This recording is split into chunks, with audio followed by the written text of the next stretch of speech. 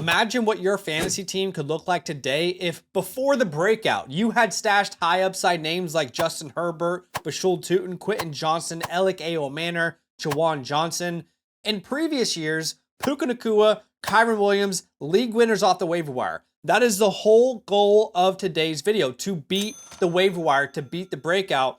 For example, a couple of weeks ago on this video, we talked about Alec A. O'Manor consistently. We wanted you to stash him. Hopefully you did. You beat the breakout. We wanted you to stash Bashul Tootin, Jawan Johnson. Hopefully you did that because you would have beaten the breakout. Last week, we talked about stashing Woody Marks. Hopefully you did that because now everybody's talking about him on the waiver wire. So that's exactly what we intend to do again in this video. Now, here are some names that should already be rostered. If you're in smaller 8 or 10 team leagues, these guys should already be rostered and they should be prioritized. One name I want to highlight in particular, we did some team reviews today and Chris Godwin was out there on the waiver wire for some smaller leagues. Please go pick up Chris Godwin if for some reason he's out there. We already know Mike Evans is going to be out multiple weeks with a hamstring injury, and Chris Godwin should be rostered anyway. I mean, before his injury last year, he was a top 5 wide receiver in fantasy football. So yes. Okay. We're going to go position by position here. Running back, wide receiver, then quarterback, tight end, week 5 defensive streamers as well that you can get ahead of the game for, and deep league stashes. You can check out the time codes should you choose to go to a specific position. And I'm going to rank them in order of my preference. Let's start with the running back position. Woody Marks. He was top of my list last week. He's going to be top of my list again this week. If for whatever reason, the waiver wires went through and he made it to the opposite side and he's not on your team, let me encourage you to go out there and pick up Woody Marks before the breakout. Firstly, his usage is steadily increasing with this team. Shout out to Jacob Gibbs on Twitter because you can see Woody Marks is getting more involved each week. 12% in week number 1, 28% in week number 2, and he says 40%, but actually if you look at the numbers, 47% for Woody Marks snap share in week number 3. Shout out to Michael Florio here who even showing you the usage. You can see Chubb had 9 carries, 17 routes, 4 targets, 40 yards in week 3. Woody Marks right there on his heels. 6 carries, 16 routes, 2 targets, 36 yards. Continually, Woody Marks is doing more per touch than Nick Chubb is doing. And this team is already heavily invested in Woody Marks. They sent a 3rd round pick in this year's draft to go out there and get him. They knew they were going to need him. He's an incredible receiver out of the backfield, set so many records for Mississippi State, had 257 receptions in his entire career.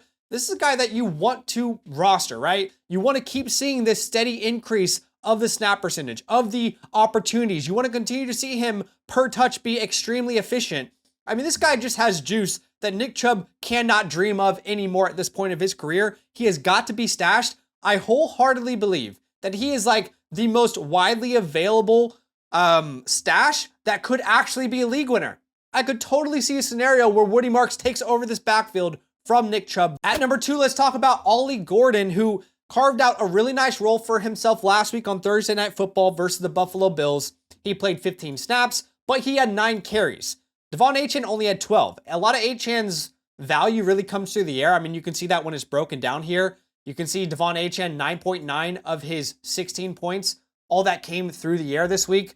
But Ollie Gordon getting 9 carries, 38 yards, and a touchdown. They were willing to use him on the goal line as well. I mean, these are things that we need to start thinking about with a name like Ollie Gordon.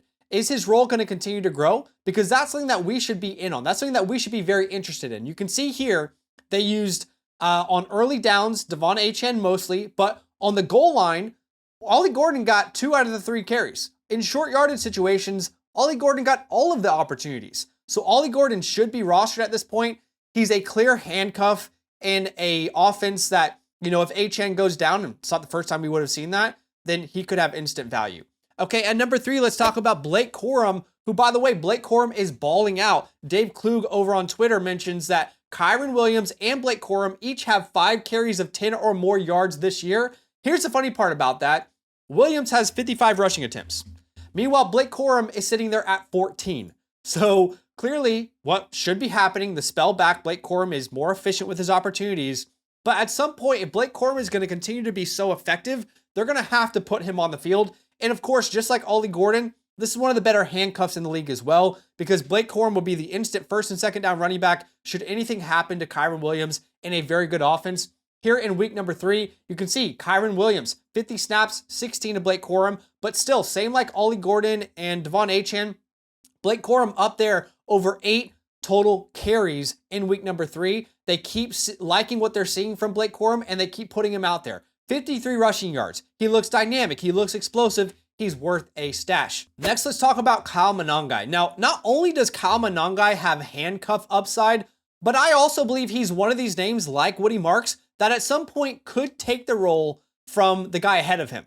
So right now, DeAndre Swift has been fine. He's been usable in Chicago, but he did fumble in week number 2 and they lost that. That was a big fumble for them. And he hasn't really been that effective on the ground. 2.5 yards per carry in week 3 versus a weak Dallas defense. And week number 1 versus Minnesota, 3.1 yards per carry. So don't be surprised if this team wants to see what Kyle Monangai has more and more as the season goes on.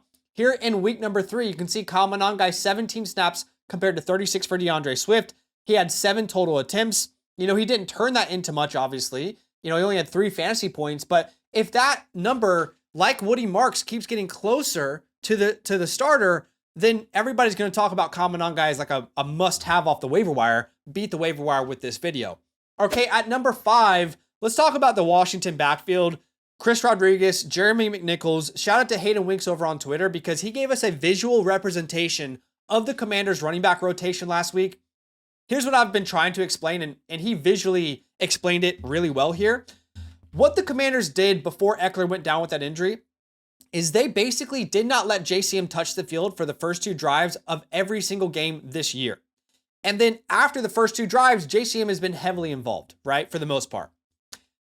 Now, we thought without Austin Eckler, that was going to change. That didn't change here in week number 3, all right?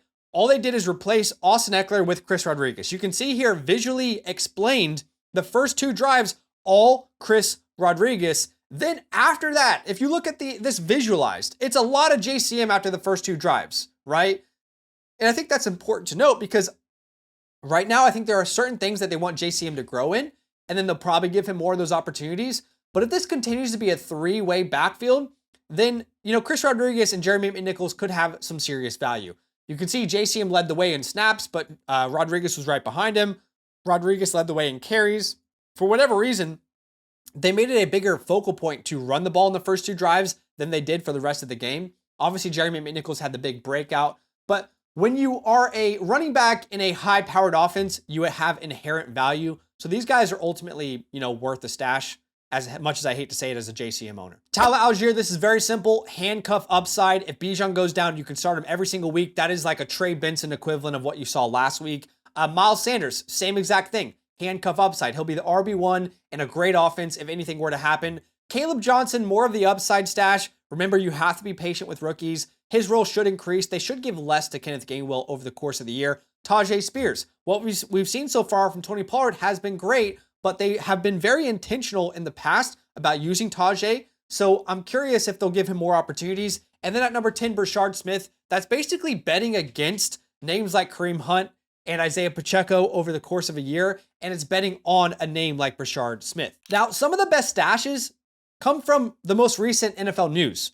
My rankings are constantly changing for rest of season and weekly based off of the injury reports. The best secret weapon for your fantasy football season is the 2025 Season Pass. It is a $34 one-time purchase. When you use my promo code LAND, you can check out the link in the description. It's about $2.50 per week for the rest of the year. You get my up-to-date rankings for weekly and rest of season. You get some vouchers to come on the live stream and ask me questions, as well as all the premium tools on the Flock site, including our trade calculator. You can check that out in the description below if you have any interest. Let's get back to the video. All right, let's jump into my stash wide receiver ranking, starting off with Brandon Ayuk. I know I've talked about him a lot during this video series this year, but he keeps being available in a high percentage of leagues. 49% rostered in Yahoo, 41% rostered on ESPN.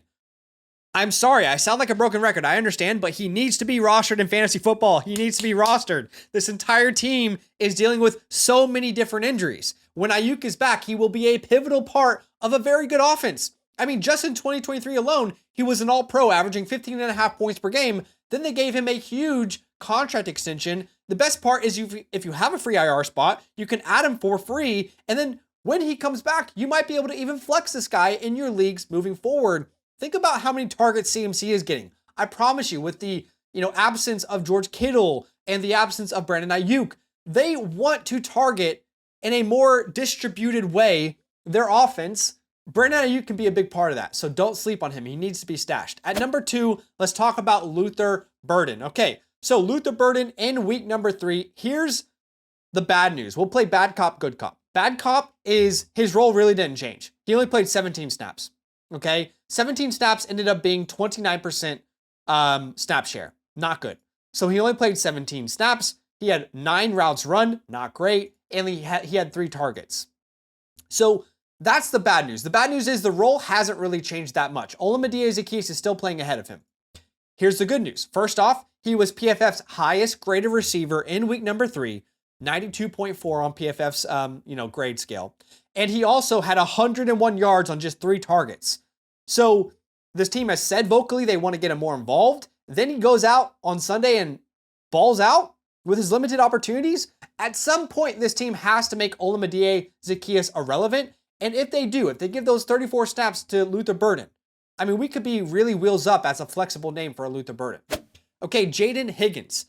I know it's getting hard to hold Jaden Higgins, but let me tell you why you should. Number 1, top 35 pick in the draft this year. Number 2, an offense that desperately needs playmakers. Number 3, he had the second best separation score of any rookie wide receiver in week number 3. Number 2, he had the best win rate versus man coverage of any rookie wide receiver. Number 3, shout out to Adam Levitan over on Twitter. He says the Texans have scored 3 touchdowns in 3 games. They are 23rd in yards per play. Jaden Higgins is averaging 13.6 routes per game and Noel at 10. Basically saying, clearly there's a problem. Find a solution. Maybe it's those rookies that you loved out of camp. Start to play them. Shout out to Jacob over on Twitter, who says Texans rookie wide receiver Jaden Higgins is still averaging 2.3 yards per route run so far this year, putting him second amongst rookies and first on the Texans roster. He is 18th league-wide in yards per route run and the only Texans wide receiver in the top 50. The writing is on the wall. At some point, you're going to have to give Jaden Higgins more than 44% of the snaps. Every single week, that's what we're seeing with him. 43, 44% of the snaps. 1 target here, 1 target there. He's a sleeping giant. When they finally let him be a full-time player, there will be so much value for Jaden Higgins in this lineup. All right, let's move on to Jalen Coker. What's the sell for Jalen Coker? Well, what you saw in week 2 from Hunter Renfrow is a little bit of the sell. 9 targets, 2 touchdowns out of the slot. Well, how about this? Jatavion Sanders is going to miss time with a high ankle sprain. In week 2, he had 9 targets himself. I mean, you've got a team that outside of Tetairoa McMillan is in desperate need of receiver help, and they loved Jalen Coker. Why not stash him for free, put him on the IR? There's no reason not to roster this guy. All right, let's talk about Torrey Horton. Shout out to Jacob Gibbs on Twitter. Torrey Horton joins a list including only 15 other wide receivers to score 3 touchdowns in their initial 3 games in the NFL. That's since the year 2000. You can see the list here. So he has himself in great company. You can see here, as far as snaps, he had 28 in week number 3 compared to 31 for Cooper Kupp. Because Cooper Kupp is really the guy that you want to beat out at this point. You're not going to beat out Jackson Smith and Jigba. But he ran the same amount of routes as JSN and Cooper Kupp, and he had more targets than Cooper Kupp himself. Now, obviously, it was a weird game. They were up by like 3 touchdowns in the first quarter. But once a guy shows you who he is, how long can you keep him off the field? In week 2, he scores a touchdown. He played great. In week 3, he returned a kick for the touchdown and caught a great ball on the right side of the end zone, kind of letting the ball come to him, those late hands, if you will. How long can you keep a guy like this off the field? And I don't want to find out on the waiver wire. I want to stash him before that time comes. At 6, let's talk about Malik Washington, another guy that I could easily envision being a flexible name in fantasy football. And the pathway is simple. Number 1, either Jalen Waddle or Tyreek Hill could go down with an injury. He'd be a flexible play at that point alone. Or number 2, the team is 0-3. If Mike McDaniel gets fired, how far away is this team from trading a Tyreek Hill at this point? Because if they do, Malik Washington is going to get a ton of snaps per game. He will be the next guy up in this offense. They're already trying to get the ball into his hands in creative ways. He had 2 carries on Thursday night, 4 targets. He was heavily used on those first drives. Same amount of touches as a Jalen Waddle, by the way, even though he wasn't on the field as much as Jalen Waddle was himself. But Malik Washington needs to be rostered in every single league, especially in deeper formats if you're looking for a flexible name. Super talented guy out of Virginia, set a ton of records there. At number 7, Jalen Tolbert. let's keep this simple and sweet. If CeeDee Lamb's going to miss time in 14 or 16 team leagues out there, you can flex this guy as a desperation flex. That's why he's further down the roster. At number 8, let's talk about Tyquan Thornton. Man, if you told me Xavier Worthy was out for the year, I would probably have Tyquan Thornton in my top 45 of wide receiver rankings because he is balling out. He has a clear chemistry with Patrick Mahomes, and he wants to play this role. They want him to play this role of the field stretcher, the down the field Jameson Williams, Trey Tucker of the Kansas City Chiefs, right? So you're seeing that here in week 3, 9 targets, caught 5 of them for 71 yards and a touchdown, made some acrobatic plays. I mean, if I knew Xavier Worthy was out this week and multiple weeks, I'd probably be flexing him in some of my own leagues. At number 9, Calvin Austin, who, his role is a little bit up and down, but at least he's getting a high percentage of the snaps. He's there as a red zone option as well. And at number 10, this is very sneaky. If Terry McLaurin were to miss a bunch of time, I think this team would want to see what they have in Jalen Lane. In week 2, they played him over 52% of the snaps, but he's never really had a chance to make an impact outside of special teams. And they really like this kid out of Virginia Tech, so I would love to have him on my roster to see what he could be. Let's go to the tight end spot. If you are missing a reliable tight end, you have got to stash Oronde Gadsden, okay? This kid could be special. Now, if you look at bottom 5 Chargers PFF offensive grades versus the Broncos last week, 2 of their tight ends are there, Tyler Conklin and Tucker Fisk. They've also got some other injuries at tight end, so that let Gadsden have a bigger role last week, and he did not disappoint. He played 22 snaps, he had 6 targets. On just 22 snaps, 6 targets. 1 target less than a Ladd McConkey, for example. Now, you can see Sleeper marks it as 7 targets. They just have a different process, but he caught 5 of those targets for 46 yards. Again, 26% of the snaps, 46 yards. If this guy ever becomes a full-time starter, he's a very good receiver out of Syracuse, by the way. What could he be? I mean, I don't want to find out off the waiver wire. I want him to be on my team. At number 2, Brenton Strange, who with Travis Hunter playing less of a role, had a career high, not a career high, but a season high in targets in week 3 with 7. Worth looking at. At number 3, Isaiah Likely hasn't played yet, but they have big plans for him on a high-powered offense. At number 4, deep stash, Cade Otton. If Mike Evans is going to miss time and Chris Godwin isn't ready yet, then Cade Otton could play a role. At quarterback, Daniel Jones, Indiana Jones himself, should be rostered by now. Quarterback 4 on the year. But here's a streamer for week number 4, Matthew Stafford. He faces Indianapolis. That's one of the highest over-unders of the week, so definitely worth a play. And then in Superflex leagues, Jackson Dart should be rostered. He gets to make his debut this week. Would love to see what he can do. And then same with Dylan Gabriel. He's not making a debut this week. However, he already got involved in week 2 in garbage time. How long does this team trust Joe Flacco? We'll have to wait and see, because right now Dylan Gabriel is the guy right behind him. Now, if you're wanting to stash defenses ahead of week 5, so you don't have to spend fab on them or priority off the waiver wire, the Lions play the Bengals next week. Bengals give up the most points in fantasy defenses. The Cardinals play the Titans. The Titans give up the 2nd most points. The Bills play the Patriots. The Patriots give up the 3rd most points. And the Colts play the Raiders. The Raiders give up the 5th most points. So those are all defenses that you can stash this week if you want to beat the waiver wire next week. If you don't have enough fantasy football in your life yet, DFS is probably the next step. I just submitted my latest lineup on the Quick 6 Super Slam contest. Basically, the way this contest works on FastDraft is you choose 6 non-quarterbacks and you let it ride. I've got Puka versus the Colts. Very excited about that one. James Cook versus the Saints. Amarian Hampton, the rookie, in his first, well, not his first game starting, but versus the Giants, he should go absolutely sicko mode. So if you want to play, all you got to do is download the FastDraft app, use a promo code LAND. I'll match your deposit up to $50. And the best news is when you sign up, you're going to get my week 4 rankings completely free. So check that out in the description if you have any interest. Let's get back to the video. And here are some deep league stashes if you're out there in like 16 plus team leagues where there's just barely anything on the waiver wire. These are some names that you should keep a lookout for. I want to highlight Demarcus Robinson real fast because he's inevitably going to have an important role in the 49ers offense for as long as Ayuk is out.